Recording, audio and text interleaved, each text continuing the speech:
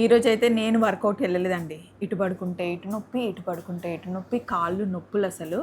But బెర్రీని కూడా join చేశాము, ఎందుకంటే కొంచెం లావ్ అవుతున్నాడు, ఏదో ఒక యాక్టివిటీ ఉండాలి అని చెప్పేసి. బెర్రీ అండ్ యశు ఇద్దరు వెళ్ళారు. అవును. ఎలా ఉండింది? పప్పు చేయదేవా ప్లీజ్ అట్లుంది నొప్పులు, అట్లున్నాయన్నమాట పెయిన్స్. కానీ కూర్చొని ఊరికే సరదాగా మేమిద్దరం మాట్లాడుకుంటున్నాం. అండ్ మా కాంబినేషన్ కూడా షార్ట్స్ రావట్లేదు కదా. సమ్మర్ ఎంత ఫాస్ట్ అయిపోయింది పాప. అసలు ఈ ఇయర్ అయితే సమ్మర్ ఎంజాయ్ చేయలేదు, అదే అంటున్నాను కదా. మ్యాంగోస్ సరిగ్గా తినలేదు. ట్రిప్ వెళ్ళాం కానీ వెళ్ళామా వచ్చామా పోగొట్టుకున్నామా బాధపడ్డామా టైప్లో అయిపోయింది. అవును. బయట మంచం మీద కూర్చొని మంచిగా ముచ్చట్లు చెప్పుకుంటాం. అక్కడ కూడా కూర్చోట్లేదు, ఎందుకంటే మామిడి చెట్టు కొట్టేశారు కాబట్టి నీడ రావట్లేదు. ఎండ వేడిగా ఉంది. కానీ మేమిద్దరం కూర్చొని మాట్లాడుకుంటే మాకు అది ఎప్పుడు కూల్గా చిల్గా ఉంటుందన్నమాట.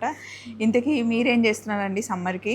మంచిగా బార్లీ వాటర్ని బాగా బాయిల్ చేసుకొని తాగుతూ ఉండండి.